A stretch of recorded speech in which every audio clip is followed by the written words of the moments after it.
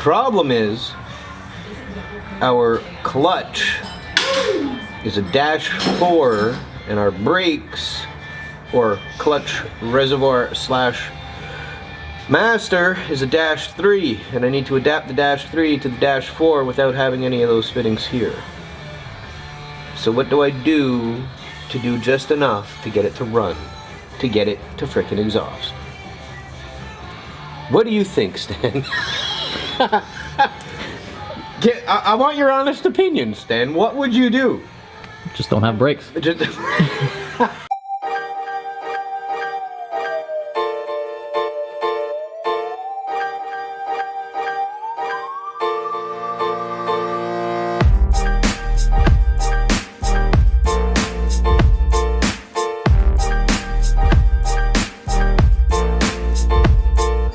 Alright, today we're watching Lloyd bending over this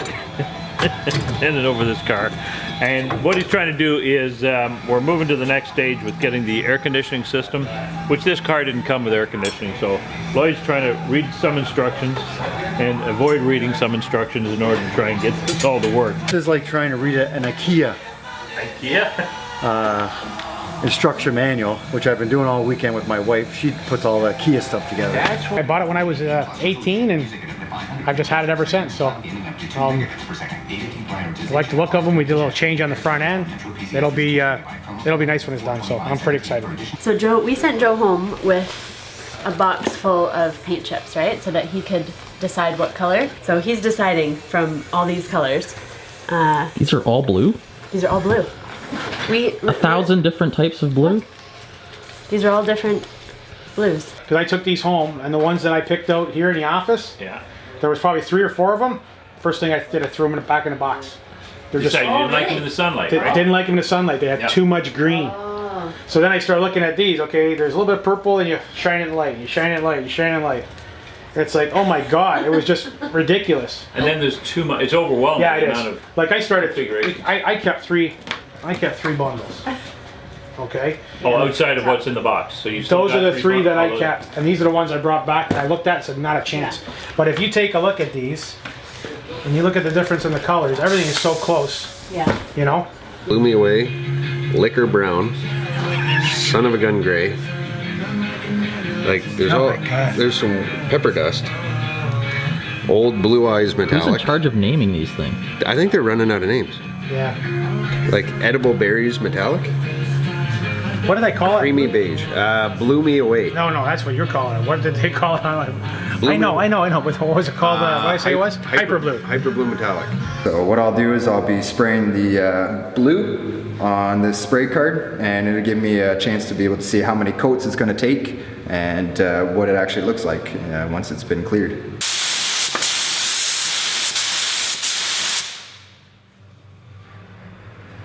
So that's our first coat. As you can see, it doesn't hide very well. So we're going to need at least 3 or 4 coats on here to make sure that we have complete coverage. Oh yeah, that's perfect. Wait, I show that to the wife. She's gonna love it. When everybody talks about barn finds, we have come across what is the epitome of a barn find. What we have beside us today is a 1965 Corvette. And this car has been owned by one person for the last 40 years. 30 years ago, he put it away.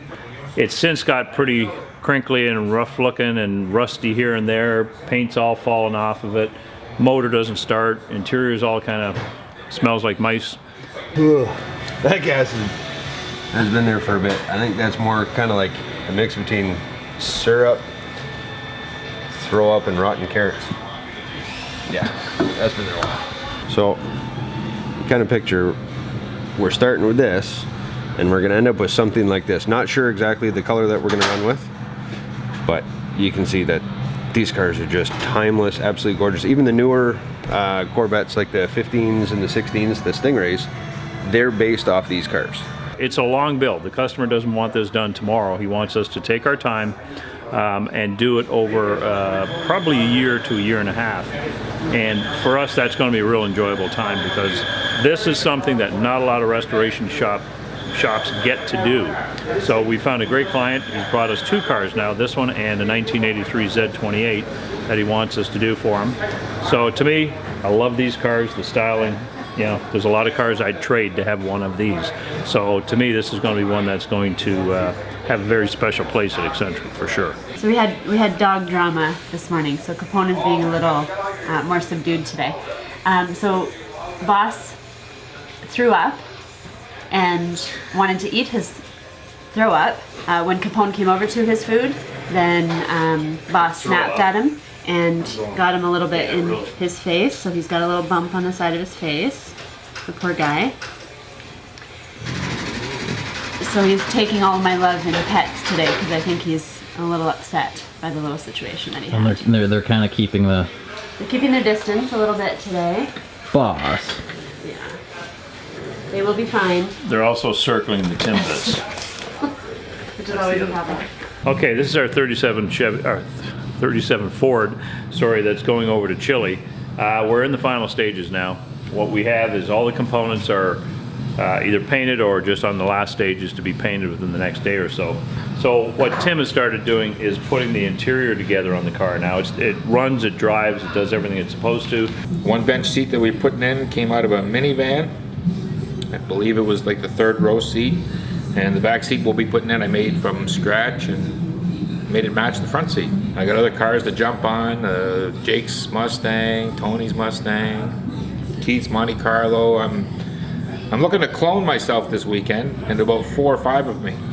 Jeff, how does it make you feel? I asked my grandma who her favorite character on Xcentrick is, and she said you, Jeff. So if things don't work out with the wife... Now, are you serious? What's that? Are you serious? I'm actually serious, yeah. Oh boy. She loves you.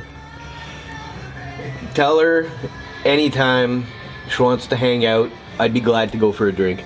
Really? Absolutely, why not? You take my grandma out for dinner or something? Sure, why not? Wow, that would actually make her day. Yeah, I would. I'll take her out. She loves chicken parm. Chicken parm, I love anything chicken, so see, we're like meant to be with each other. It's good. I'll take her out for a drink. I'm down with that. Give me your number, man. You got her digits? We don't always do massive big projects. Sometimes it's an interior, sometimes it's paint, sometimes it's drivetrain. But right now the Monte Carlo's in to get the interior done. It's one that got tired over the years, so what we've done already is we've ripped out the interior, the headliner.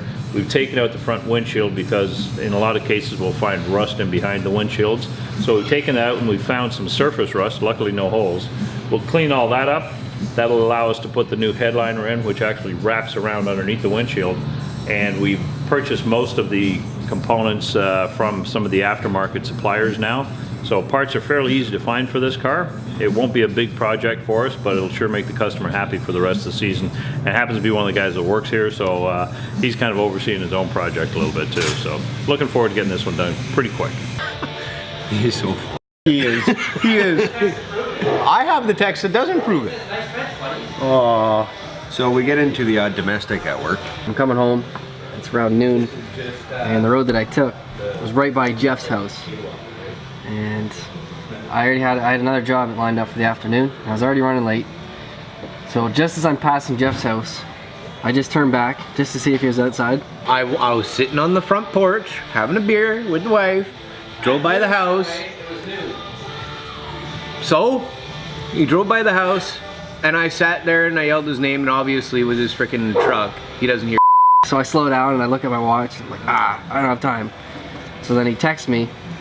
About 10 seconds later, he's like, thanks for not stopping by. And I'm like, whatever, man, didn't have time. I have to go to work. I'm busy. I have another job to do. So I told him to never come back to the house. And I keep hearing about it every day. Oh, you don't want to stop at my house? Fine, you did. Keep in mind, half what he says is bull. You know those Mopar guys?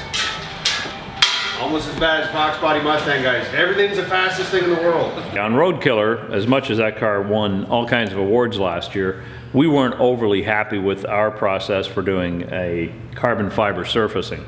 We've since gone to a carbon fiber and vacuum bagging process now, which is what a lot of the car manufacturers use in their high-end quality process. So we've been able to do that now. It's a big process. We've got that on the car. We want to get this thing up to an ultra high quality level for this customer for this season. Basically, we're trying to do the same stripe pattern as what was on there. It might be slightly different, but we're going to follow the same outline as what we had before. The end goal on this car is to make it look just about the same as it did, as crazy as that may sound, but we will not have a future development underneath the carbon fiber, which unfortunately is what they call outgassing. We start to see little bubbles come up through the paint, or in this case through the carbon fiber, which show up as tiny little pinholes in the surface.